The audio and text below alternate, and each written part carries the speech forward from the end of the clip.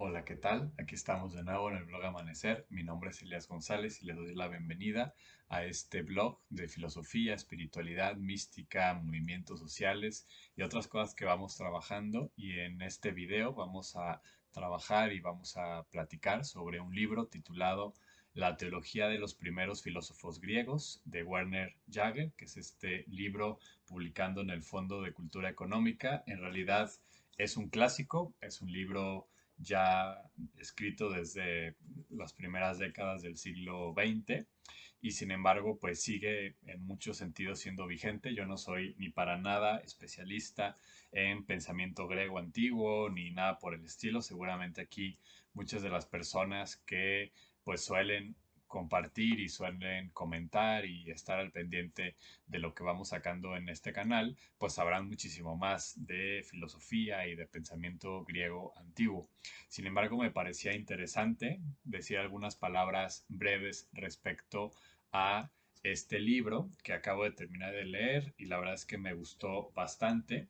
De las cosas que me llaman la atención es que en este texto, bueno, el autor, que les digo es Werner Jaeger, él más bien, si bien también pues se le considera filósofo, él mismo asume al principio del texto que va a hablar desde una perspectiva un poco más filológica, pero que va a repercutir directamente a la lectura de, digamos, de la historia de la filosofía griega que normalmente hemos tenido pues en los que hemos estudiado filosofía o que tenemos cerca, ¿no? En las lecturas de los manuales de filosofía. Y es que una interpretación que ha sido la predominante, o por lo menos yo he escuchado bastante desde mis primeras épocas de estudio de la filosofía, es que creo que tenemos una lectura demasiado racionalista ilustrada de la historia de la filosofía y particularmente del mundo griego. Y por eso, por ejemplo, términos como la Edad Media, pues todo el mundo sabe que vienen de esta noción de los ilustrados, del Renacimiento, que parten la historia y la dividen y más bien quieren retomar a los clásicos grecolatinos y ven la época, digamos, de la teocracia cristiana como una edad media, la edad obscura, una suerte de paréntesis que tendríamos que estar olvidando, que lamentablemente pasó, pero bueno, vamos a recuperar, vamos a retomar el hilo de la historia que realmente valía la pena, donde había racionalidad, donde había crecimiento, donde había pensamiento fuerte y no pensamiento religioso dogmático, y entonces vamos a retomar el punto donde se quedaron los griegos, saltándonos al cristianismo y más bien pues yendo hacia la diosa de la razón.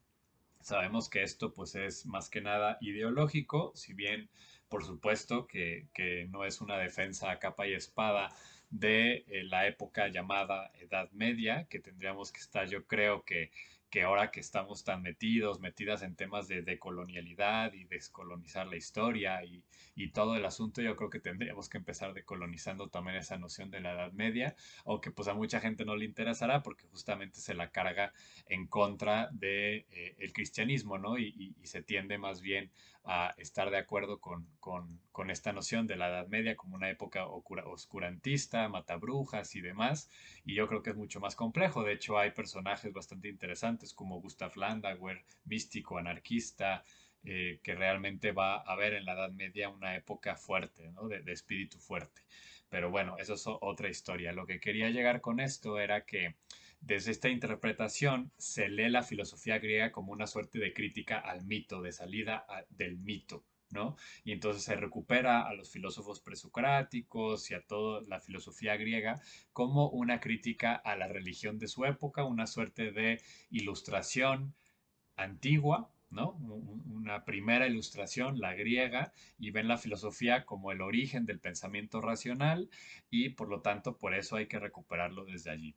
Bueno, pues en su estudio sobre la teología de los primeros filósofos griegos, justamente creo que Werner Jaeger viene a desmontar esa noción, no del todo, o sea, no, tampoco está diciendo que el pensamiento griego fuera 100% religioso, sino que básicamente pues da a entrever que tal distinción no es muy apropiada para el mundo griego, sino que los filósofos griegos desde sus inicios han sido siempre o están siempre entrelazados por un pensamiento religioso, que en el fondo hay pensamiento religioso. Y un ejemplo claro que aparece en el libro es el poema de Parménides, ¿no? Que lo hemos leído sobre todo desde una perspectiva ontológica, ¿no? Cómo el ser es únicamente lo que se puede pensar y el no ser no se puede pensar. Y hay como más bien o sea, se considera que hay una reflexión de índole ontológico, cuando en realidad, si bien pues está eso también detrás, eso no quita que en el fondo también hay una experiencia y una búsqueda religioso-espiritual del propio Parménides, que él mismo en el poema deja claro con nociones de la musa, etcétera, ¿no? El pensamiento de Heráclito, y bueno, más o menos como lo hemos hecho en otras ocasiones, pues voy a hablar rápidamente de cómo está conformado el libro, pero sobre todo me interesaba recuperar esto, ¿no? O sea, cómo para este autor va a releer y va a desmenuzar, distinguiendo claramente el pensamiento teológico griego, si así lo podemos seguir llamando, al pensamiento teológico cristiano. No está diciendo que, que eran la misma cosa. De hecho, muy al inicio va a distinguir claramente lo que se entiende por Dios en el digamos, en el mundo cristiano, lo que se entiende en el mundo griego. No es exactamente lo mismo. Y sin embargo, están totalmente entrelazadas. Fíjense lo que menciona en el capítulo 1, cito, ver la teología cristiana como una doctrina que confirma y redondea las verdades del pensamiento precristiano, pone muy bien de manifiesto el lado positivo de las relaciones entre la nueva religión y la antigüedad pagana. Es decir, o sea, en el fondo, y creo que un poco era lo que mencionábamos en un video anterior, que se los dejo por acá, sobre mística pagana, la mística cristiana, el pensamiento religioso cristiano, a pesar de, en cierto nivel del discurso, contraponerse al, por decirlo así, al paganismo, ¿no? Como se mencionaba en esa época, en realidad bebe mucho de él, ¿no? La mística cristiana parte del llamado paganismo, y entonces esta noción que criticábamos al inicio, como de la Edad Media como una suerte de paréntesis perdido, de tiempo perdido entre una continuidad del mundo griego antiguo y la Ilustración, en realidad hay una continuidad muy marcada, ¿no? Porque el mundo cristiano también es muy griego, ¿no? Cito otro pasaje del primer capítulo, dice, si la continuidad de la antigua tradición griega nunca se rompió por completo en Europa, que ese es el argumento, se debe al hecho de haberse mantenido viva la filosofía griega. O sea, durante todo el tiempo cristiano se mantuvo viva la filosofía griega. Pero esto no habría sido posible si esta misma filosofía no hubiera servido como teología naturalis de base a la teología supernaturales del cristianismo.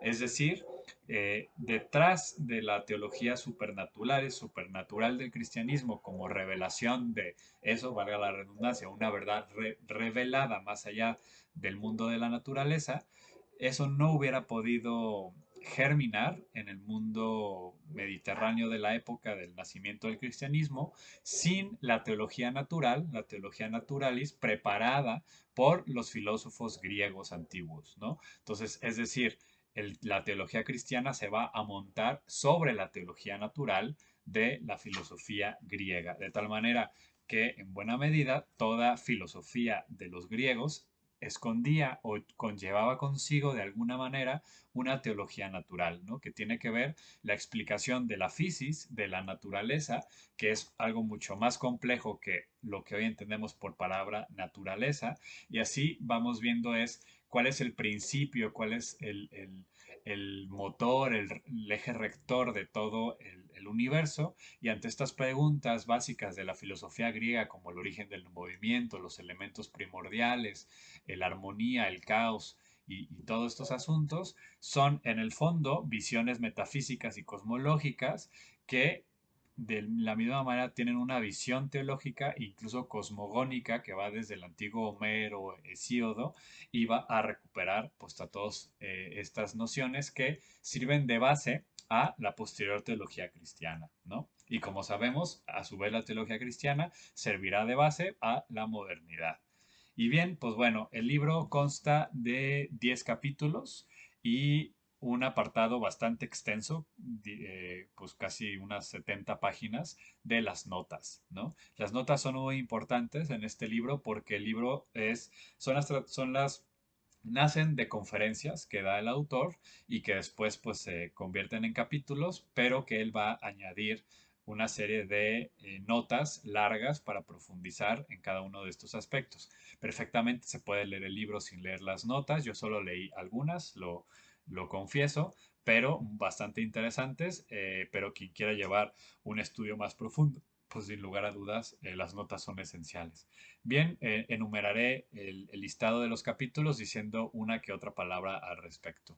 La teología de los pensadores griegos es el primer capítulo que yo diría pues es en buena medida el que marca la pauta de todo lo demás. De hecho, ya les leí algunas frases de este primer capítulo, argumenta todas las tesis que están detrás, esta continuación de cómo la filosofía griega también es teología natural y cómo sirve de base a la teología posterior y el papel de esto religioso en el mundo griego. Después viene un segundo capítulo, la teología de los naturalistas milesios, y es que, bueno, en estos capítulos vamos a trabajar a Anaximandro, a Anaxímenes, y a todos, digamos, estos grandes personajes, de que si el principio era el agua, de que si era el fuego, de que si era el aire, de que si era el apeirón, ¿no? Y es toda esta discusión en torno a estos asuntos. Después viene el tercer capítulo, la doctrina de Genófanes sobre Dios, que está muy interesante, ¿no? Porque hay, digamos, como que también nos ayuda a romper mitos de ciertas novedades cristianas que en realidad también están muy enraizadas en el pensamiento griego, como esto del Dios único, que no es el monoteísmo, sino de como este principio universal que lo determina todo y que es único. Está detrás también, por ejemplo, de Genófanes frente a críticas de religiosidades populares. De hecho, es algo muy común en estos filósofos como una crítica a la religión popular. De ahí se agarran muchos de los ilustrados como que critican, los griegos critican a la religión y se salen del mito, pero en realidad están yendo más a fondo, no están yendo más adentro del mito. Las llamadas teologías órficas, es el capítulo cuarto. Ahí nos habla de este pensamiento y religiosidad órfica tan importante de la Grecia antigua. Quinto capítulo, el origen de la doctrina de la divinidad del alma. Ese es fascinante porque va explicando, y eso también ayuda a determinar mucho toda la espiritualidad y mística occidental posterior, porque nos expresa y nos ayuda a comprender cómo se va desarrollando esta noción de la inmortalidad del alma que no había sido, que no era un, por decirlo así, un principio asumido por todos los filósofos, ¿no? En la antigüedad griega, y que en realidad hay todo un proceso en donde vemos, por ejemplo, que en Homero, pues esto de la inmortalidad del alma no está muy claro. A veces más bien parece que es el alma solo lo que anima, lo que anima, y cuando muere el cuerpo también el alma parece pues desvanecerse, pero después hay como esta noción de las almas que sí transmigran, suertes de reencarnaciones, y entonces bueno, ahí hay un capítulo muy interesante, el quinto. El sexto, el misterio del ser según Parménides, ¿no? Que ya mencionábamos un poco sobre este personaje. El séptimo, Heráclito; el octavo, Empédocles, dos pensadores fundamentales también en estas dimensiones. Y el noveno, los pensadores teleológicos, Anaxágoras y Diógenes. Ahí plantea ya como esta noción de teleología, ¿no? Y lo cual pues también hace pensar en el cristianismo. Y finalmente en el capítulo décimo, teoría sobre la naturaleza y el origen de la religión, que es la religión en los sofistas, básicamente, ¿no? El propio autor menciona que para abordar ya este tema en Sócrates, Platón y Aristóteles implicaría y requeriría otro estudio aparte en sí mismo, porque como bien sabemos, son pues los pensadores de los que más se mantuvo noticia, textos, influencia después, digamos, de la Grecia antigua y que más se recuperaron en el cristianismo. Bien, pues con esto termino este video, básicamente comentando el libro La teología de los primeros filósofos griegos de Werner Jaeger, Fondo de Cultura Económica, muy recomendable para las personas que estén interesadas tanto en filosofía como en historia y como en el ámbito de la teología y la espiritualidad, porque realmente muestra el entrecruce entre la filosofía, la teología y cómo pues van muchas de nuestras nociones de espiritualidad cristiana, pero de ya también contemporánea, beben de todas estas discusiones de los primeros filósofos griegos. Mi nombre es Elías González y como siempre es un gusto tenerles aquí en el blog Amanecer. Espero les haya gustado este video. Si es así, les invito a que nos dejen sus comentarios, sus observaciones, a que lo compartan, se suscriban al canal y le den like. Muchísimas gracias y nos vemos hasta la próxima. Bendiciones.